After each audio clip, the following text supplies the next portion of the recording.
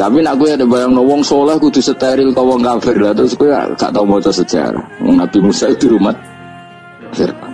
Lahirnya Kanjeng Nabi ini sing manitia nih Abu Lahab. Dia ngono dunya biasa wae, urip wis biasa wae.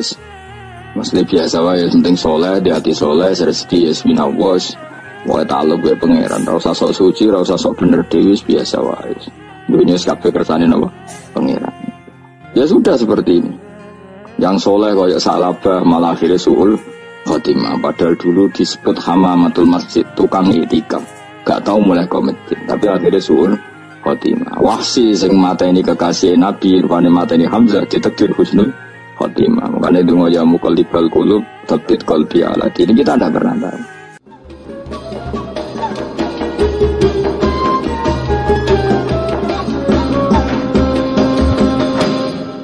Ayaqulu tegese dawuh sapa Allah lahum maring ahlul jannah salamun alaikum rupane dawuh salamun alaikum. Iki cerita-cerita sing gampang-gampang wis. Nah sampean kepengin paham ilmu swarga ora rasane napa. Kok angel menerangno. Pokoke ning swarga iku kepenak napa? Kepenak. Tapi sampean nak terangno swarga niku wis pokoke swarga. Ora usah bayangno mlebu swarga. Dimulai sakniki.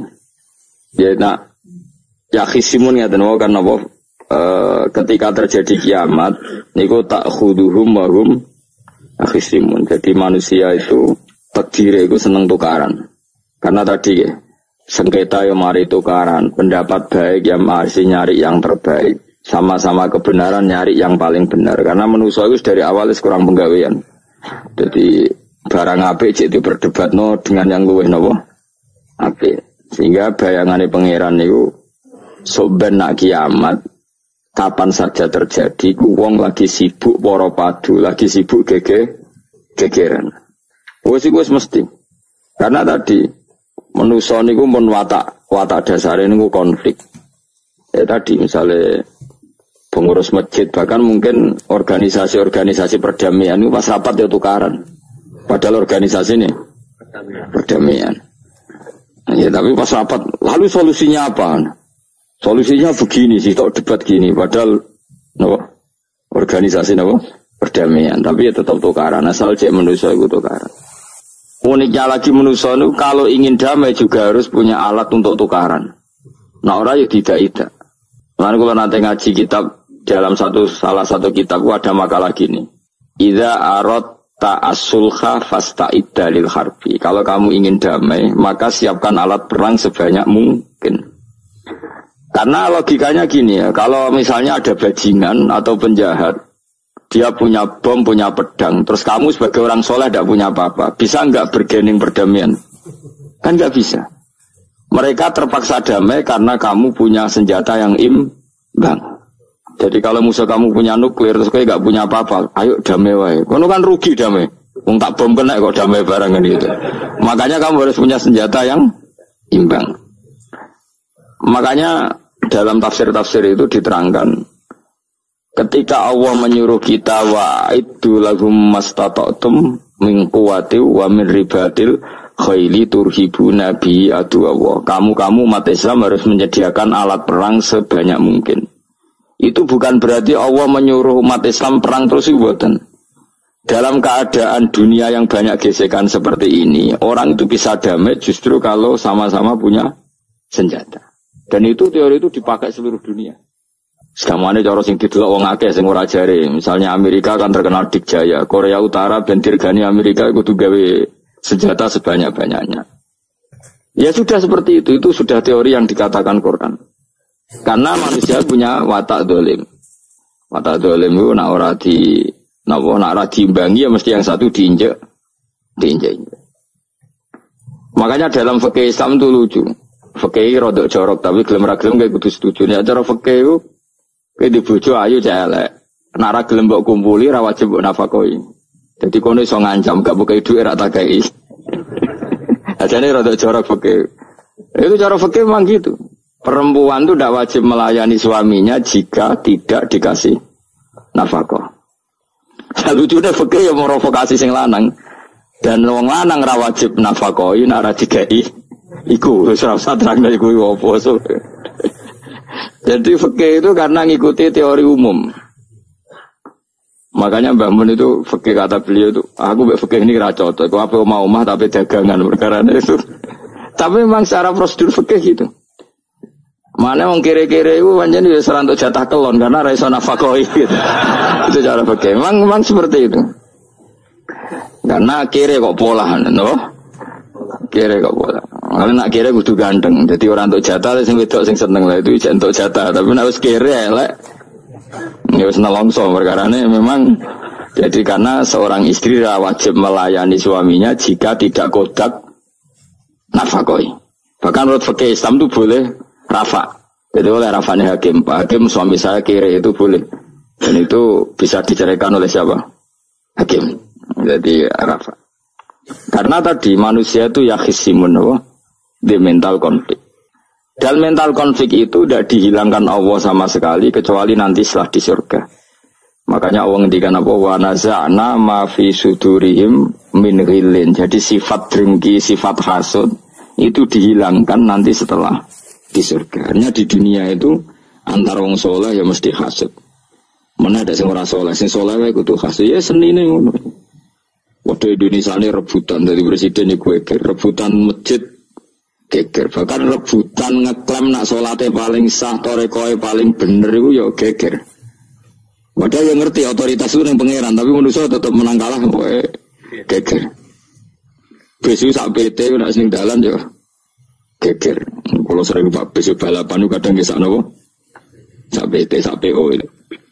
Karena nanti bayangannya pangeran itu ya mesti terjadi pangeran sing ngendikan kiamat itu tak khuduhum wahum yakhisimun. Jadi ben ora men yasinan tok ora paham tak tulung bangunan ora paham bangeten. Wahum fi ghaflatin minha bitakhusumin wa tabayu'in wa aqlin wasyubin. Mesti manusia itu di mental takhusum saling berebut. Makanya cita-citanya Sayyidina Ali dawuh Sayyidina Ali ana awaluman yadsu baina yadayi rahmanil khusumah dari Sayyidina Ali. Saya nanti pertama ketemu pangeran itu akan melaporkan musuh-musuh saya. Jadi cita-citanya dene aku lah di rencana ngono. Aku lah di ben seru no. Jebule bareng lapor kok ala wah ya nyorot. Sayyidina Ali beda wae anak gue wis lapor jebule. Salah. Karena apa? Ya itu tadi. Manusa itu pokoknya ngono. Pertama manusia itu Nabi Adam. Iku ya wis geger mek malaikat. Dari pangeran Adamu khalifah, dari malaikat khalifah kok manusia mesti seneng geger. Tapi malaikat protes itu geger dhewe, wong pangeran sing duwe kawula kok ngangkat digegeri. Jadi pangeran ra trimo. Wong aku sing duwe makhluk gawe aturan kok mbok gegeri. Iku pangeran. Jadi manusia pertama itu seribet. Pertama ribet mek malaikat. Bareng Qabil be Habil ya ribet be dulur. Mulai dhisik perkara wedokan. Terus kunane kuno wedok mari ribet. Kalau wedok tambah ribet. Soalnya dunia wis ribet tes dinikmati wae no. Dinikmati. Makanya banyak orang top itu. Kalau punya kenalan banyak orang top. Niku ribet itu di manage. Jadi ada salah satu tokoh Indonesia itu terkenal sekali. Nak pidato ra kontroversi ra iso turu, tapi nak wis pidato wong bingung kabeh iso turu. Niku saya sangat kenal orangnya. Saya supire takoki, "Mau piye? Tak pidato ini bingung ta." Nah dijawab bingung kecewa deh. Lha jawab bingung sedanten, wah seneng terus iso turu deh. Karena memang konflik itu manusia terus seperti itu. Jadi apa ya? Kebaikan pun makanya ada guyonan ini betul kisah nyatanya, tapi reputasi bernegaranya ini karena sensitif. Ada negara tertentu yang muadzin itu digaji 30 juta. Jadi orang Arab melarat dengan muadzin itu 30 juta. Naiknya BMW. Imamnya itu digaji 70 juta. Hitung saja kalau 70 juta satu bulan satu sholat berapa? 70 dibagi 30. Kira-kira berapa satu hari?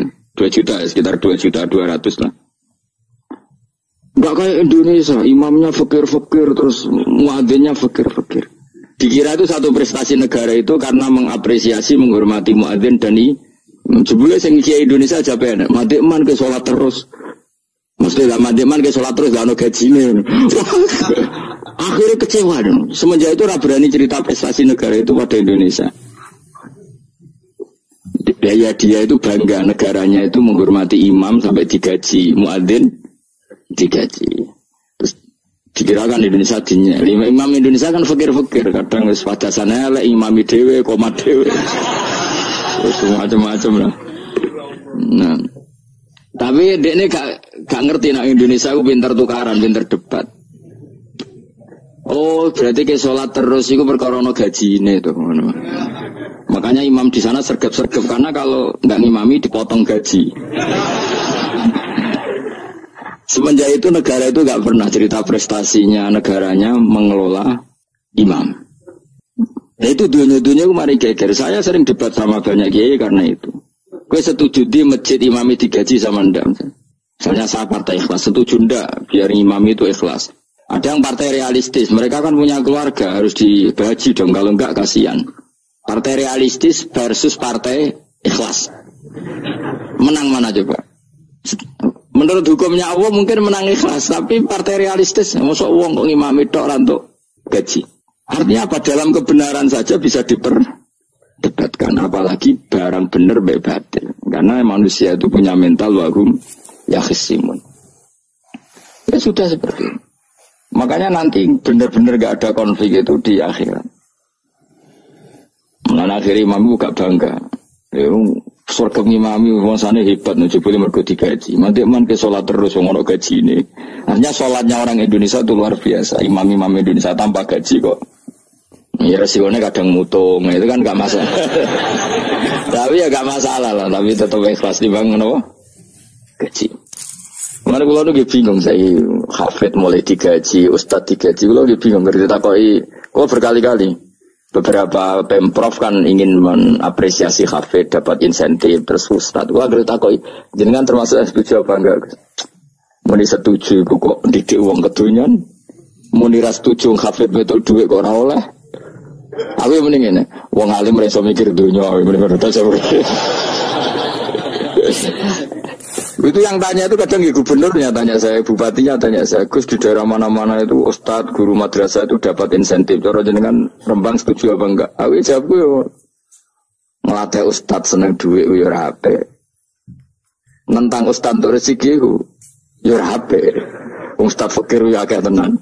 Nah, gua kan wong keramat, gak mati masalah cara orang untuk gaji. Tapi kan tidak semua orang keramat. Gua kan wong keramat untuk gaji tetap gagal. Tapi rata-rata ustaz kan tidak keramat. Gak keramat, bojone cerewet. Cek kumpul mertua. Nggak, kalau sampean misalnya jadi, nggak ini cerita wakisimun. Seman setuju nggak kalau ada hafid itu dapat insentif? Ayo ngaco. Setuju ora? Loh, kok setuju hafid? Terus gue senang hafid itu di mental materialistik. Setuju tak? Nggak. Terus dia setuju hafid rada duit. Mungkin ya, jadi ngurusi aku. Jadi memang kebaikan saja bisa diperdebatkan. Makanya dulu kalau ulama, makanya ijtihad itu penting. Ulama dulu itu kalau gejolak-gejolakan itu dalam hal yang tidak mujma'alah, ya tentu dalam hal yang tidak apa mujma'alah. Itu gejolak-gejolakannya itu nggak pernah selesai. Karena memang sesuatu itu pasti mirip ke sana, mirip kemari. Makanya disebut ra'yuna shawabun yahtamilul khata' wa ra'yuka khata'un yahtamilus shawab. Pendapat saya itu taruhannya benar dulu tapi ya mungkin salah, tapi pendapat Anda salah tapi mungkin benar karena mirip-mirip. Misalnya zaman sahabat itu sudah jadi perdebatan gini. Setelah Mekah ditaklukkan Rasulullah dan setelah Rasulullah wafat dan Islam sangat-sangat kuasa, bukan sekedar kuasa lagi, sangat kuasa. Paling enggak menguasai Mekah Medina. Itu perdebatannya gini. Kita keluar Medina apa enggak? Sebagian sahabat, enggak, kita di Medina, ini ardu Rasulillah, ini muhajaru Rasulillah, tempat yang dipakai hijrah Nabi. Kita keluar dari Mekah enggak usah. Sholat di Mekah itu fadilahnya sebagaimana 1000 sholat. Wah, debat gitu. Yang separuh enggak. Nguyai segoro apik ta ora. Mekah Medina sekarang sudah jadi negara Islam, tapi banyak bumi lain yang belum ada Islam. Menyebarkan Islam itu penting, enggak penting. Efeknya meninggalkan Mekah Medina. Hanya separuh sahabat yang meninggalkan Mekah Medina. Mimpenihim itu orang-orang keren, Kak Sayyidina Ali. Sayyidina Ali akhirnya sakan Al-Kufah. Dia hidup di mana? Kufah. Abu Darda hidup di Syam. Salman Al-Farisi hidup di Palestina. Karena dia milih pendapat kok nguyai segoro, sing sampai harus ditinggal. Akhirnya menyebarkan Islam kemana-mana, termasuk barokahnya mazhab itu ada yang ke Cina, terus terdampar di Selat Malaka, terus ada yang ke Aceh. Makanya banyak yang berpendapat Islam masuk Indonesia ya era apa sahabat. Tapi kalau ditanya, bagaimana hukumnya meninggalkan Mekah Medina? Ya buruk, negara sebaik itu kok ditinggalkan. Tapi bagaimana hukumnya membiarkan bumi lain tanpa dai? Ya buruk. Terus kayak jawabmu biar. Jadi dalam kebaikan saja ada perdebatan. Kayak gue ya misalnya, dia hukumnya dolan mbek konco traktir ya apik. Dia hukumnya nraktir konco nganggo jatah belajani bojo. Elek. Akhirnya jadi ngelanang-lanang jono dhewe kesono jatah bojo atau jatah konco. Karena dia mau cukup nak ora. Ya sudah semua manusia itu wahum yakhisimun. Makanya sampean kalau beda pendapat itu sing biasa wae. Coba wong saiki kan beda pendapat geger. Beda pendapat itu sudah fitrah. Enggak mungkin lah. Kita ada beda pendapat itu enggak mungkin. Di kampung-kampung kalau ada masjid speaker di mana-mana saya sering ditanya. Wadah yang berukus kandani nak adzan juga banter-banter, mengerameni tonggo. Nak niat sholat terus adzan nak isteko. Sing sitok, yo ora kudu banter ben siar. Sing sitok. Mau sedemen dipisoi tok, mergo sing ora seneng malah mau misoi tok. Sing wis seneng tanpa adzan pun yo tanpa adzan rame-rame maksudnya wis sholat ke milandi. Dulu tuh perdebatannya gitu. Abu Bakar nak wiridan yang masjid tuh wirih banget. Selirih-lirihnya. Umar nak wiridan bianter. Tapi ranggusan sistem zaman itu. Tapi banter aja. Tapi sengamen lah. Intinya sengamen. Ketika Abu Bakar ditanya, Rasulullah ya Abu Bakrin, kenapa kamu melirihkan suara? Jadi saya itu malu sama Allah. Dia itu zat maha mendengar. Jadi saya merasakan suara itu malu. Kayak pangeran butuh suara keras saya. Umar ditanya, kenapa kamu terlalu keras? Umar jawabannya sederhana, betul-betul ngantuk. Makanya nggak ada satupun ulama yang mengatakan Umar itu afdhalu min Abi Bakar. Mungkin jawabannya itu kadang sederhana banget. Malahnya ijma' ahli sunnah itu Abu Bakar afdhalu min Umar. Kalau nanti jawabannya beneran ngantuk. Padahal jawabannya Abu Bakar, kalau isin kalian pangeran yang maha pendengar kok banter-banter. Rasulullah dalam banyak hal ya gitu, ketika banyak masalah itu sahabat dongo banter-banter. Nabi duka, innakum latatuna as-somma. Kamu tidak berdoa sama zat sing budak. Maka kamu enggak usah banter-banter. Jadi andaikan ada istighosah pakai sound system banter-banter itu ya perlu dipertanyakan. Lah pengiran wis krungu gegere ngono lho apa misalnya. Tapi misalnya mazhab itu kamu pakai.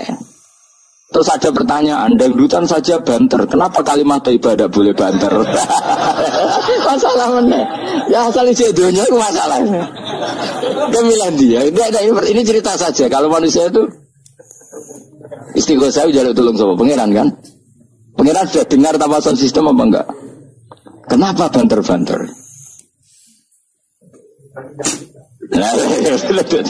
Tapi kalau tadi dibalik, dangdutan saja banter-banter. Kenapa ya? Kalimat ibadah boleh banter-banter. Jadi manusia itu memang potensinya itu ya khisimun dalam kebaikan saja khisimun. Jibril kurang kondangi itu buantai malaikat-malaikat liane.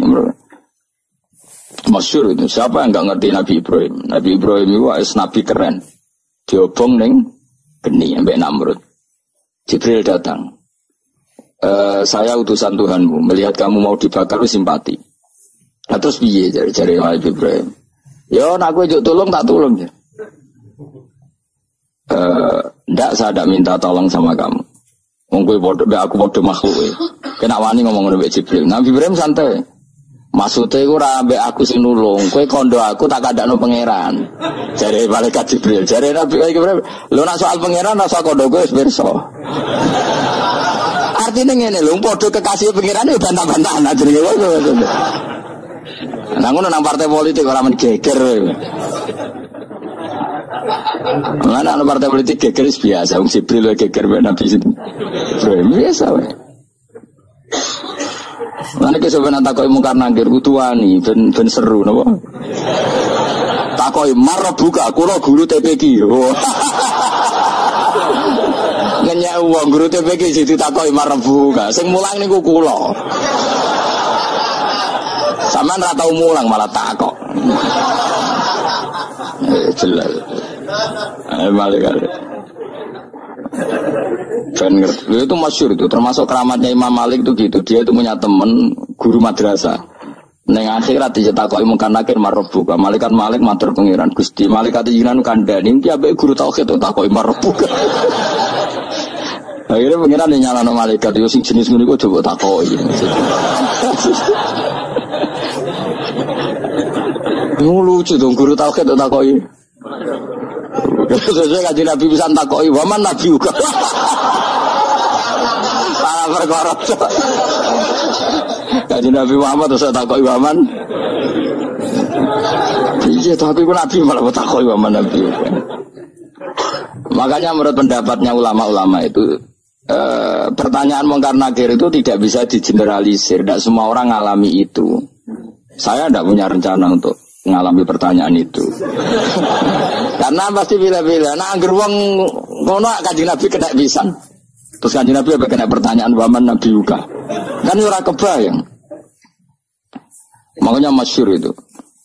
Sama lihat itu di kitab Nurul Dzolam itu karangannya Syekh Nawawi. Syekh Nawawi Al-Bantani itu sarahnya apa itu Aqidatul Awam.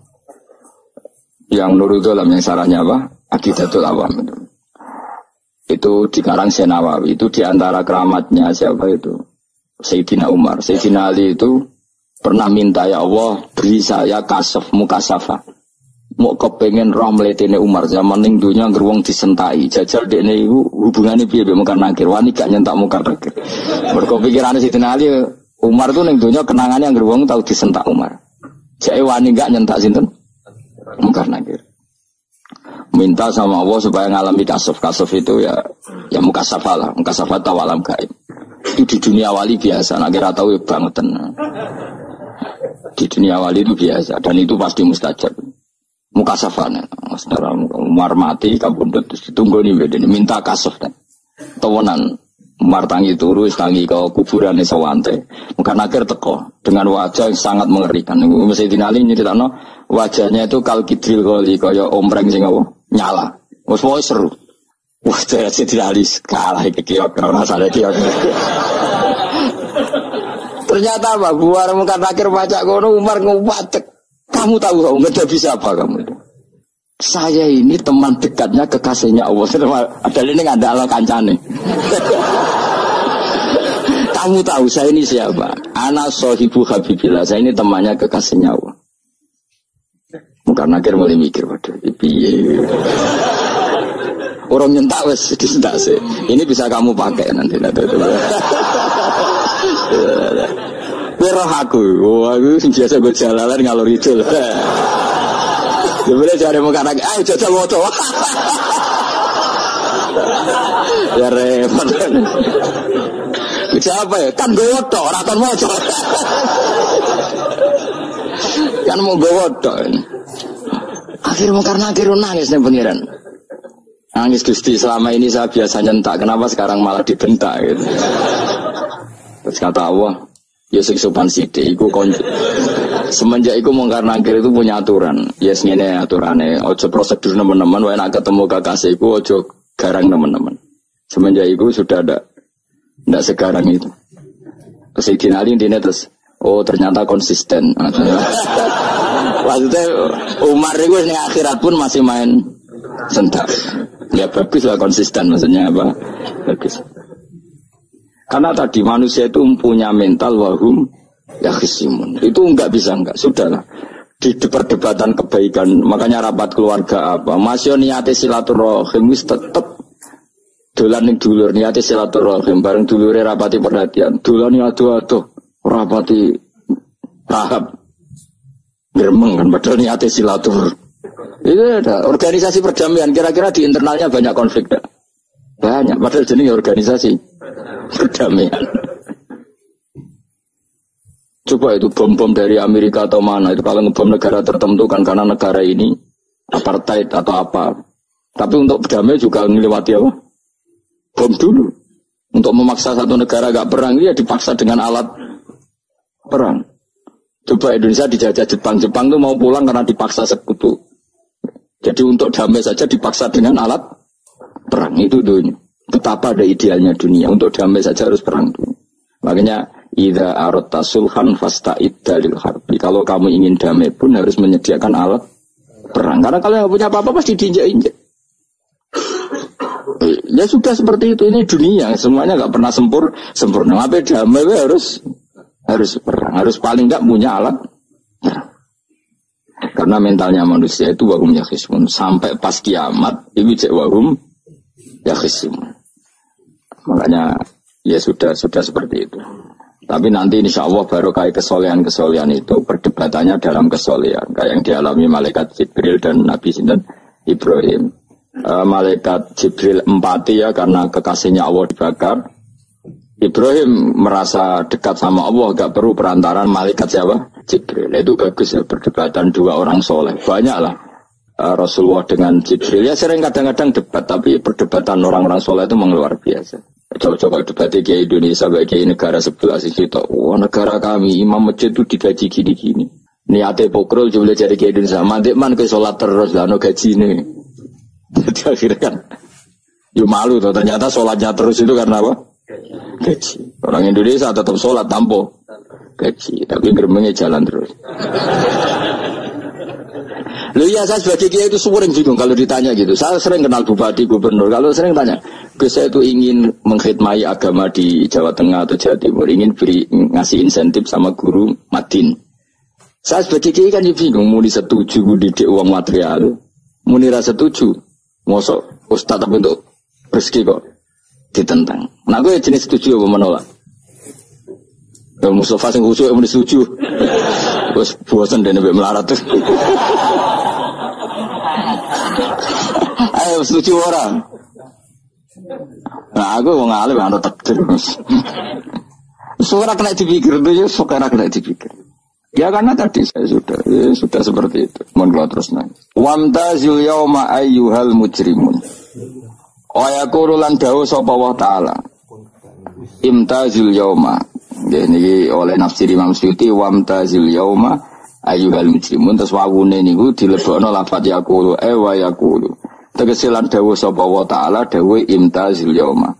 Imtazumi sawo sira kabeh al yauma ing dalem iki dina ayyuhal mujrimuna wong-wong sing dosa. Dan iki nunjukno nak zaman ning donya iku kancanan wong kafir sing ora harbi iki angsal. Mergo orang bener-bener terpisah dari wong kafir teng akhirat. Makanya ulama-ulama tidak mengharamkan misalnya ada mahasiswa Indonesia kuliah di Jerman atau enggak apa-apa. Sementing jaga imannya. Karena wajib terpisah mbek wong kafir iku nak wis teng akhirat imtazul yauma ayyuhal mujrimun infaridu adil mu'minin intakhtilatihim bihim. Saat di akhirat benar-benar orang mukmin harus terpisah dari orang kafir karena alamatnya berbeda. Tapi kalau di dunia kan ada hajatil muamalah, ada hajat muamalah. Ya, tadi asal tidak harbi, ada asal kafir yang tidak musyrik. Ya, karena ada hajat muamalat. Ya, ada hajat apa? Muamalat. Mau tidak mau. Misalnya kamu ya haji ya pakai pesawat. Bikinan Amerika. Orang Amerika bisa punya uang ya nak pesawatnya kepayon tinggu haji. Kalau enggak ya ada yang rental ya bangkrut. Ya tapi kowe nak misalnya ranggu pesawat terus sampai melaku. Ya asal di dunia itu pasti ada saling interaksi sosial. Paham ya? Nah nanti benar-benar terpisah wamtazil yauma ayyuhal mujrimin itu nanti nanti. Jadi tidak bisa dihindari. Wamtazulan misau sira kabeh al-yauma ing dalem iki dina ayyuhal mujrimuna eling-eling sing itu. Saya punya sekian cerita ya supaya sampean tidak jadi ekstremis. Allah mentakdir dunia itu sudah seperti ini. Sudah kamu tidak boleh protes. Kayak apa Nabi Musa itu Sofiyullah. Sing rumat Nabi Musa cilik sapa? Fir'aun. Ketika Rasulullah lahir itu panitiane ra kowe Abu Lahab. Wong roh kabeh. Pas Nabi lahir kowe mbek Abu Lahab berjasa ndi? Berjasa Abu Lahab. Abu Lahab saking senenge ponakane lahir lanang ganteng itu candaleme dekne mestine iku penting bagi dia dihibahkan ke Sayyidah Ami. Nah iki jenenge Suwaibah napa? Al-Islamiyah. Cara Jawa wis ora usah ngewangi aku nduk ngewangi dulurku wae mergo duwe bayi. Kayak apa? Dia yang tasakuran, yang ribet karena kekasih pangeran di rumah Abu Lahab, Musa di rumah Fir'aun. Ini dunia serai dia. Ya sudah seperti itu. Kamu mau apa? Lah pangeran yo ora risi tenang ae. Misalnya Abu Lahab protes, kalau nanti ngurmat kekasih jenengan, iya dunyaku sih monggo. Selesai kan? Dunyaku dipangan kekasihku, selesai kan? Misalnya Fir'aun protes, riyen sing ngurmat Musa kula lho Gusti, nganggo dunyane sapa? Dunyane jenengan yo wis masalah ya apa? Pangeran santai wae.